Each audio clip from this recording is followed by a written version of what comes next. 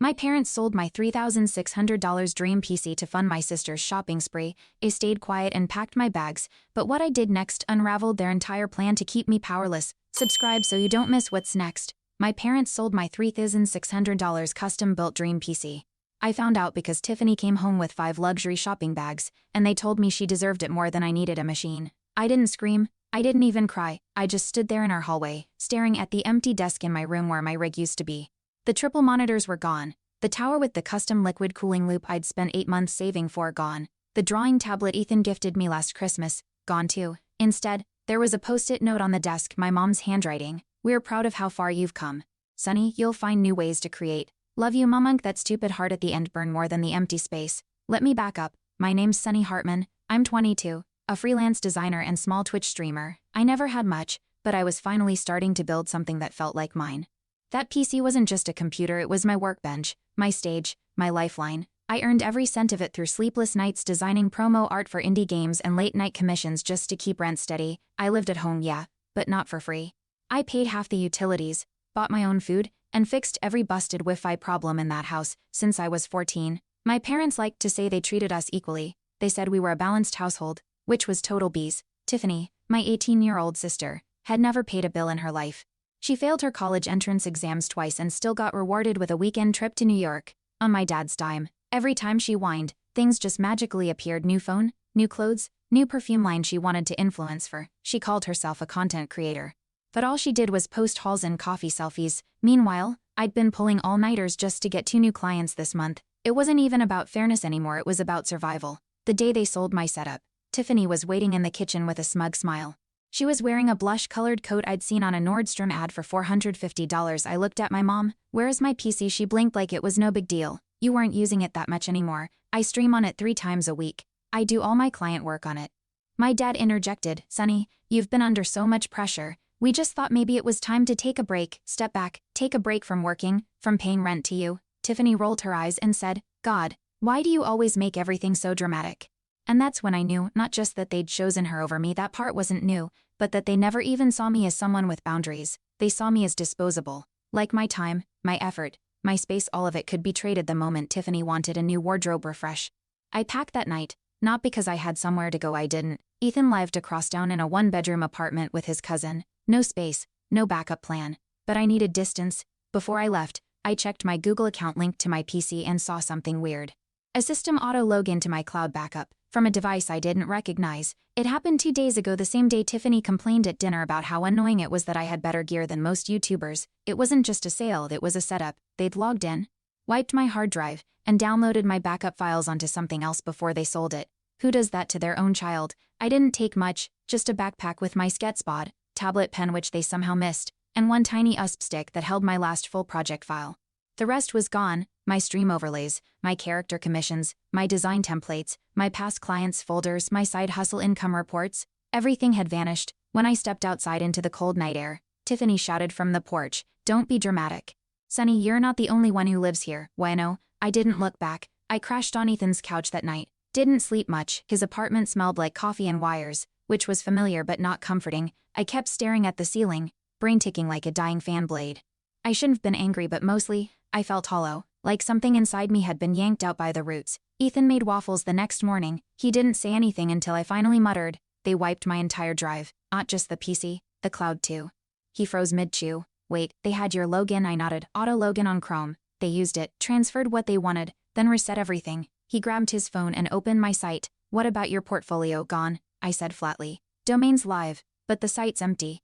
They deleted the backend. That was my tipping point. It wasn't just personal anymore. This was sabotage. Everything I'd built was nuked so Tiffany could post another haul video. I checked my USB drive that afternoon. It only had one client folder left, a set of thumbnails I'd designed for an esports caster named Jado X.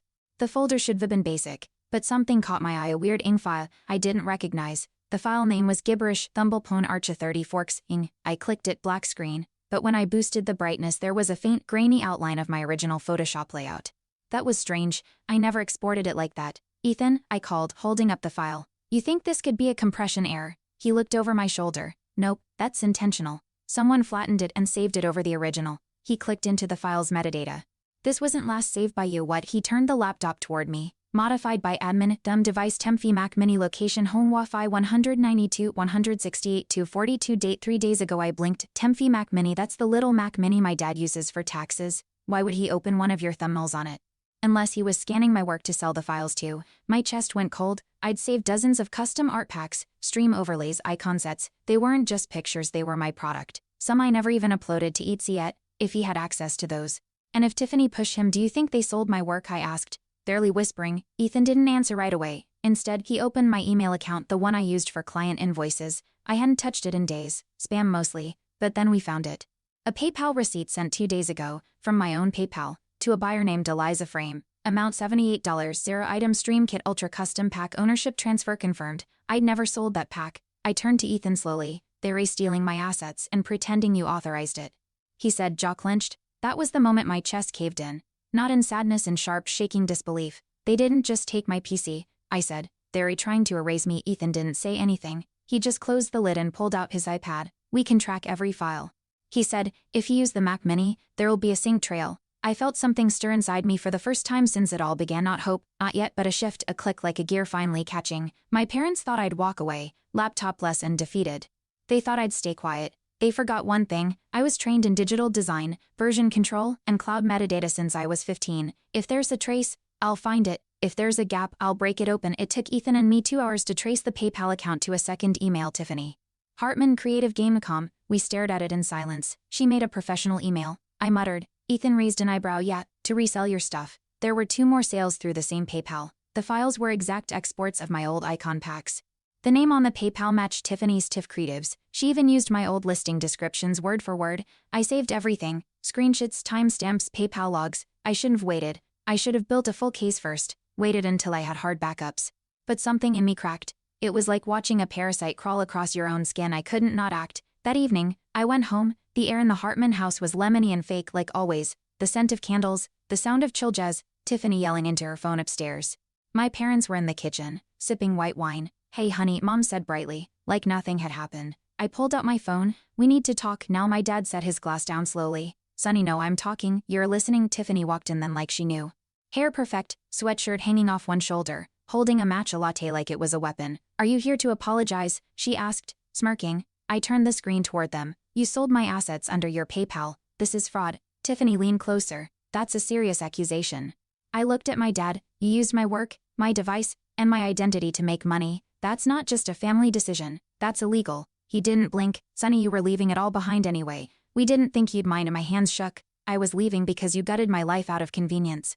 My mom sighed. We didn't gut anything. You're young. It's not like you were running a company. My jaw locked. It was my company. My dad crossed his arms. Watch your tone. And then Tiffany spoke low, fake concern. Are you okay, Sonny? You've been acting obsessive. That word hit me like a truck. Obsessive. The same word they used when I was 16 and begged them to come to my digital art showcase. The same word they whispered when I started making income, and they said I was letting it go to my head. I could feel it happening again. The flip, the Darvo deny attack, reverse victim and offender. I'm taking this to a lawyer, I said flatly. My dad chuckled. With what money? And that was it. I left, but not before grabbing the mail on my way out just to spite them, just to do something. And that's when I saw it. A padded envelope, addressed to Tiffany, from a print-on-demand service. My heart skipped. I tore it open the moment I got back to Ethan's. Inside was a t-shirt with a graphic on the front, a stylized pastel-colored gamer girl avatar. It was mine, one of the characters I'd designed for a failed commission last year. I never released it, never sold it. She printed it on merch. My lungs felt tight. She's building a whole brand out of your designs, Ethan whispered. He pulled up her TikTok. There she was, Tiffany, wearing the shirt. New merch drop. So excited. Designed by yours truly. Link in bio. The comments were blowing up with praise. People loved the art. That night, I couldn't sleep, not because I was sad, because I was boiling, vibrating. But also terrified. They'd stolen my equipment, my work, my credibility, and now they were about to make me look unstable, because that's what they do. I'd seen them do it to my aunt once, when she tried to confront my mom about an inheritance issue. They told everyone she was struggling mentally. They weaponized kindness, used therapy speak to make the truth look like trauma. I was next, and I needed to be 10 steps ahead before they made me disappear. We had to move fast. By morning, they'd realize I'd seen the merch. That meant Tiffany would either wipe her print-on-demand dashboard or lock it down hard. But Ethan had a plan. She probably reused a password, he said, cracking his knuckles over the keyboard. We were parked outside a local laundromat with decent Wi-Fi. He'd mirrored her TikTok handle to a domain trace, found the email tied to her merch store Tiff. Designs in 199. Basic, typical lazy. She's always used the same password since middle school. I muttered. Our old cat's name and her birth year. It felt surreal typing it in. Mochi 2005 we were in. The dashboard opened like a crime scene. There it was, the shirt with my pastel girl avatar. Below it, a whole catalog of items using my graphics, mugs, stickers, phone cases. Some had been flipped slightly, others color adjusted, but the vectors, the brushwork, they were mine. Ethan knew it, I knew it. Every stroke screamed my fingerprint. She's made almost $900 in sales. He muttered. I stared at the earnings log, heart pounding. Do you see the export source? Ethan clicked through. Yep, all uploaded from Temfi Mac Mini. Your dad's device again. We screen recorded everything. Captured page scrolls, timestamps, IP history, then downloaded the invoice report, full list of SCUS. Customer emails and PayPal transactions. My hands were shaking. This was real, we had it. This was evidence. We'd just unplugged the life support from Tiffany's fake creative empire. But the next step, trickier. This isn't enough, I said. She'll claim it's a mistake. Or that I gave permission. Ethan nodded grimly. You need to prove it was deliberate. That meant logging into my own cloud storage. The same one Dad wiped. I hadn't dared go back in since they locked me out. But Ethan had copied over a backup from one of his old Time Machine drives. We plugged it into my laptop and launched a shadow boot session. Then, using an archive session token, we accessed a ghost copy of my old folder tree. It was eerie, like walking through a burned-down version of your childhood home. But in one of the subfolders, tucked under Whip Girl Series 2023, we found something that stopped us cold. A layered CD file. Last modified date 4 days ago. Modified by admin him, same as the thumbnail from before. We opened it and there it was. Layer 24 remove Sunny signature transparent fill. Layer 25 overlay gradient match TikTok palette. I stared at those words. Mouth dry. She hadn't just used my art, she'd scrubbed me from it. This is it, I whispered, a proof of intent. She edited my file, removed my tag, then Ray uploaded it as her own. Ethan's eyes widened. Holy SHT, this is theft and forgery. We copied the CD. Exported the version history. Ethan knew a guy, his friend Jules, a software engineer, who could validate the file's metadata and trace when it was modified. But even then, we both knew this wouldn't be enough in a courtroom. We needed a link, something that tied Tiffany directly to the act of accessing my files. A recording, an email, a message, anything. And then Ethan paused. You said she posted her merch launch from home, right? Yeah, kitchen table. What if your old webcam captured it? I blinked. My Logitech, I asked. Didn't it auto-record sessions when you streamed? If it backed up to your drive, my stomach dropped. It used to auto-upload VODs to a side folder. We scrambled back to the drive archive, opened the Strem of Alt directory, and there it was, a low-res time-stamped video from 4 days ago. Tiffany, sitting at my desk, wearing her merch tee, talking to the camera. I hit play. Gonna launch the drop now. Sunny's stuff is fire, even if she's too moody to use it herself, she said, laughing. Don't worry, I tweaked it enough she'll never know. She sipped her matcha, winked, and then said, clearly, honestly, if she cared, she wouldn't have left all her files logged in. I paused the video, my pulse thundered in my ears. There it was, intent, admittance, smug confession on tape. Ethan sat back, stunned. She gave us everything. We exported the clip. Backed it up 3 times. I uploaded it to a private drive under a new alias. We had our proof. But I knew better than to celebrate. The Hartmans didn't go down easy. They'd smell it soon that I'd been digging, and I had one shot before they struck back. They found out within 48 hours. I don't know how. Maybe Tiffany saw the Logan alert from the merch site, or maybe my dad had some admin app still pinged to my old cloud. But when they did, they went nuclear. I woke up to a cascade of notifications. Unk bank alert, your checking account has been closed by the primary guardian.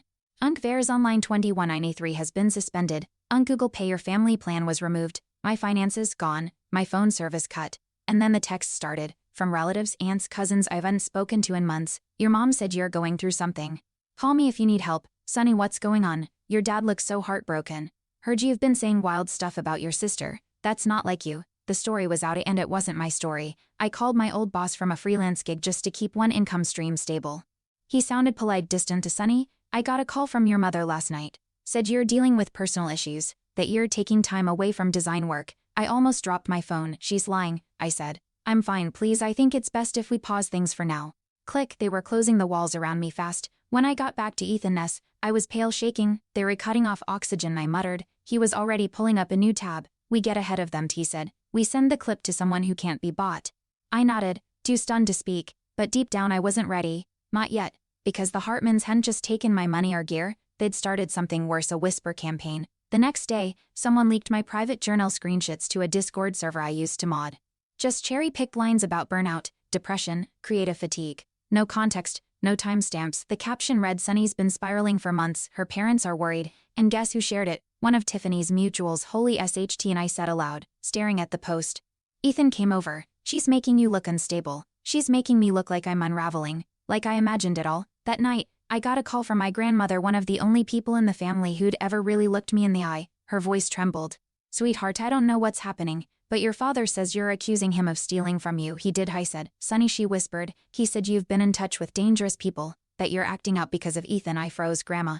Ethan's the only one who's helped me, the only one who didn't lie to my face. I'm just worried, baby." I hung up before I broke. By the weekend, they had blocked me from every shared account, my health insurance, my dental, my cloud backup, even my email got locked out. They dated Tiffany as a recovery contact months ago. And I'd never noticed. I was digitally dead. Ethan tried to reassure me, but I could see the worry on his face. "They're trying to make it impossible for you to function," he said. "Starve you out. Make you crawl back." I looked at my screen blank, except for one thing. A single tab I'd left open on purpose, the time-stamped video of Tiffany admitting everything. Her voice echoed in the tiny apartment. "Sonny's stuff is fire. She'll never know." It was my anchor, my reminder I wasn't crazy. They were stealing from me. They were lying. But it wouldn't be enough, not with the story they'd already sold.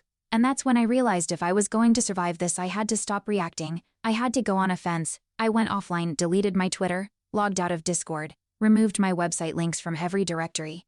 I didn't post a single thing, didn't argue with anyone, didn't send out the proof. I made myself small on purpose because I knew how the Hartmans thought. If I looked like I gave up, they'd lower their guard, and that's when I'd move. Disappeared. Ethan had said, handing me a burner phone. "Go ghost. Make them think they won." I nodded. "And while they celebrate, I'll crawl into the walls." I waited 4 days. No contact from them. No new attacks, just silence. Until one night, I got a text from Ethan at 1:17 a.m. "Check this out. Remember Tiffany's old iPad?" I sat up. Of course I remembered. Tiffany had a dusty iPad Pro from sophomore year. Barely used it when she got her MacBook. She called it her vision board tablet, and kept it in her old closet. Ethan had noticed something weird. Tiffany had synced her merch dashboard to it via automatic app login. He found the log entry when we scanned the print site's OPI records earlier that week. Device iPad Pro TIFF auto-authenticated via Safari iCloud on. We'd assumed it was active, but what if it wasn't? She never reset it, I whispered. If it's still connected to her iCloud. Ethan said, her notes app might have planning sketches. He looked at me, and if she used your files and wrote anything about it, that's final proof. The iPad was in my parents' house. I hadn't been back since they stripped me of everything, but now I had a reason. So I called my mom. "Hey," I said, my voice flat. "I left something in my old closet. It's just my college transcript binder. I need it for tax filing." She hesitated. "Are you doing okay?" "Better." I lied. She exhaled, relieved. "Well, you're always welcome to swing by and get your things."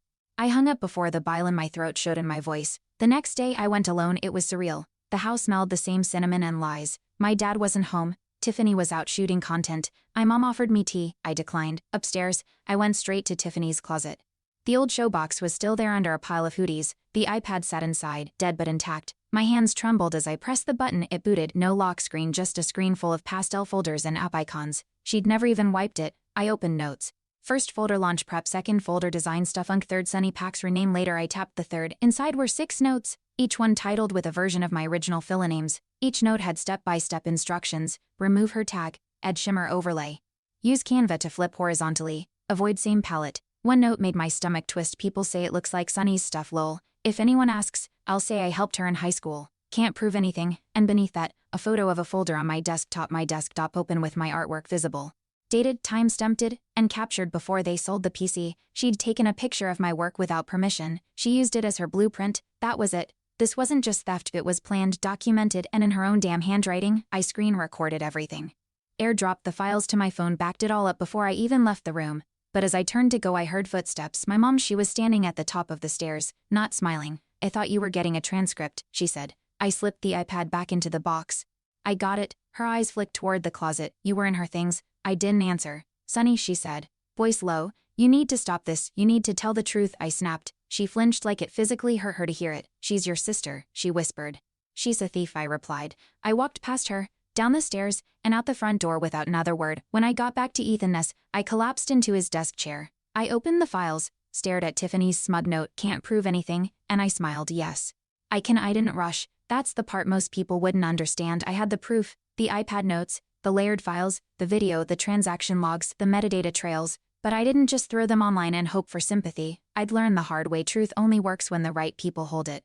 So Ethan and I did it right. We compiled everything into a secure Google Drive folder labeled clearly like a press kit. IP theft report Sunny Hartman doc at Vona 0. Inside were 7 folders: original files CD, ing, vector modified files, Tiffany's edits, iPad notes, defrost screen record, print on demand, export logs, PayPal tax fraud, her 1099 metadata, timestamps, Ethan's technical certs, Tiffany's confession video with subtitles. Then we made a move they didn't expect. We didn't just send it to a lawyer. We sent it to 3 key places at once: the print-on-demand company's legal department along with a formal DICMA takedown notice, my freelance network's admin board, warning of ongoing IP impersonation, the ERS, reporting undeclared business income under Tiffany's name. I watched the send button light up, clicked it, then exhaled slow. 3 days passed, silence, then the ripples started. On the 4th morning, Tiffany's store went dark, link broken, page removed. I got the confirmation from the company's legal rep after reviewing the provided documentation. We've terminated the seller account for repeated copyright violations. Thank you for protecting the integrity of the platform. Then came the email from Jado X, one of my ex-clients. Hey, just saw the file folder. I had no idea someone else was selling your packs. That's FGED. Can we work again? You still designing? The answer was yes. I'd never stopped. They just tried to erase me. But it was the voicemail that cracked everything wide open. My dad shaky, quiet, Sonny, we need to talk please, it's gone too far. Your mother is in tears. Tiffany, she didn't understand how serious this was. You've humiliated this family. I didn't delete it. I saved it, because every second of that message was proof that they knew. Then the district called. Turns out, my freelance filings had Tiffany listed as a contract artist on 2 Etsy orders. She'd forged a WIM I-9 under my name to look like I'd signed off. That was tax fraud, and the best part, she used my childhood email as the signature. Ethan printed it out. You've got her dead to rights, he said. That weekend, her TikTok disappeared, her Instagram was locked. Every follower post deleted or scrubbed, but I wasn't watching the collapse. I was rebuilding. I created a new site, bought a domain under a new name, Sunny Archive, Studio Clean Sharp, mine. I uploaded my real designs, my real work. I put this on the front page. Every file here is the result of late nights, honest effort, and a belief that artists deserve protection. If you ever stole from someone like me, consider this your warning. I fight back, and people saw it. Not just old clients, new ones too, small streamers, indie writers, even a podcaster looking for cover art. One of them DM'd me and said, hey, you're the girl who exposed her sister, right? That was bodice. I didn't need the applause, but I kept the message, because it meant the narrative had shifted. I wasn't the unstable one anymore. I was the one who survived. The Hartmans went quiet after that. No texts, no more calls, not even on my birthday. And you know what? That was the best gift they ever gave me. Silence, because in that silence, I could finally breathe. Ethan and I moved into a new apartment the following month. Just 2 rooms, good light, and one unspoken rule: nobody gets to rewrite your story except you. 3 weeks after the takedown, I got a letter from the ERS. Tiffany was being investigated for business income misreporting. Her assets were frozen. Her print-on-demand vendor had turned over transaction data. I didn't celebrate, but I did light a candle, sit by my new PCS. I built another one and reopened the project file they thought they'd destroyed. It wasn't just design anymore, it was war paint, and I'd earned every pixel. Thanks for watching. Hit subscribe to check out more stories on my channel.